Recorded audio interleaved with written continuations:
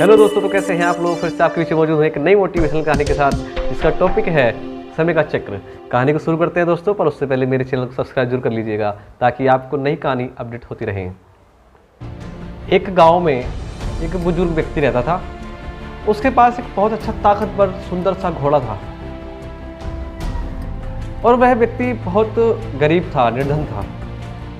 एक बार गांव के लोग उसके पास गए और उन्होंने उस बुजुर्ग व्यक्ति से कहा कि तुम इतने परेशान रहते हो, ठीक से अपने घर का जीवन यापन भी सही से नहीं कर पाते हो, तो क्यों ना तुम इस घोड़े को बेच दो, और जब तुम इस घोड़े को बेच दोगे तो तुम्हें अच्छी कीमत मिल जाएगी। फिर तुम अपने परिवार का आराम से लालन पोषण कर सकते हो।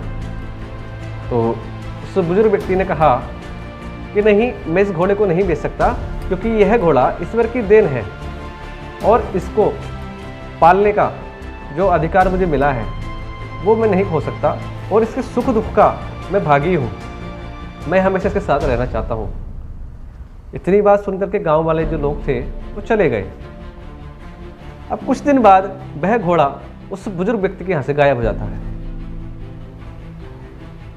गांव के लोग फिर से आ जाते हैं, कहते हैं हमने तो आपसे पहले ही कहा था कि वो घोड़ा अब चला गया, अब क्या करोगे, इससे अच्छा तुम उसको बेच देते, बहुत सारे पैसे मिल जाते, तुम्हारी जिंदगी संभल जाती।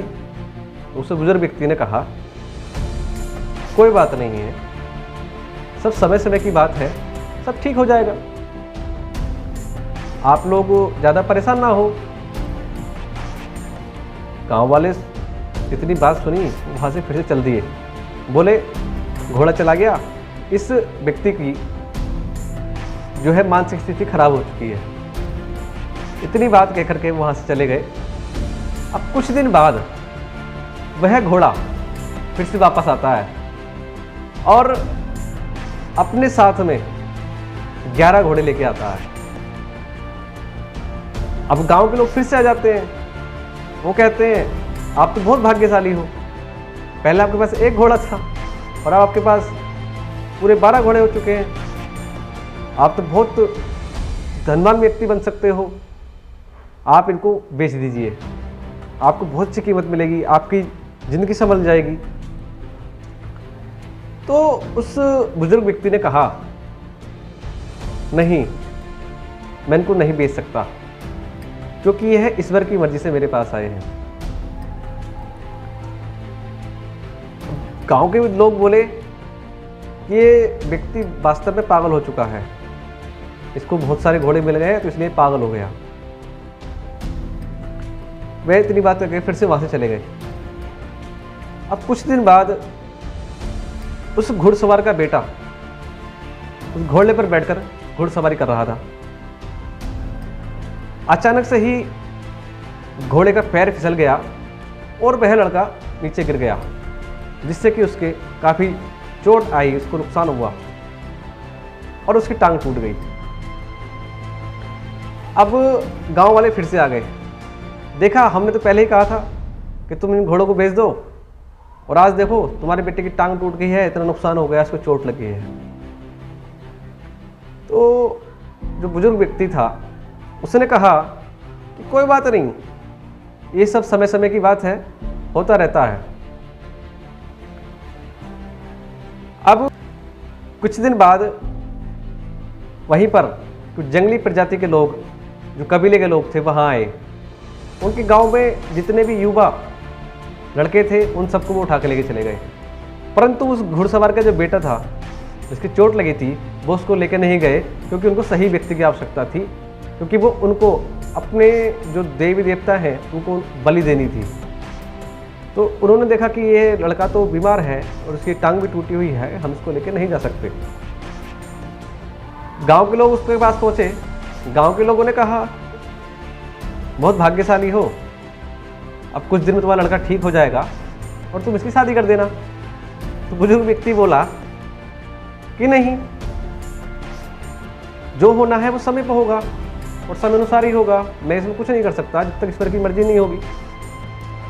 अब उन गांव वालों को बहुत ज़्यादा गुस्सा आ गया और वो उनको उसी के मुंह पर वहीं पे खड़े होकर गाली देने लगे कि बुड्ढे तुम सठिया गए हो, तुमको केवल अपना दिखाई देता है, दूसरा तुमको व्यक्ति बेवकूफ़ नजर आता है। ऐसी ऐसी बातें वो कहने लगे। और वह व्यक्ति, जो बुजुर्ग व्यक्ति था, वह परेशान नहीं हुआ, वह हंसता रहा। अब गांव के लोग चले गए। तो जो बुजुर्ग व्यक्ति था, उसका जो बेटा था, वह रोज़ जंगल में लकड़ी काटने के लिए जाता था। जब वो जंगल में जाता था तो बीच में एक राजा का घर पड़ता था। तो राजा का घर के अंदर उस राजा की एक बेटी थी।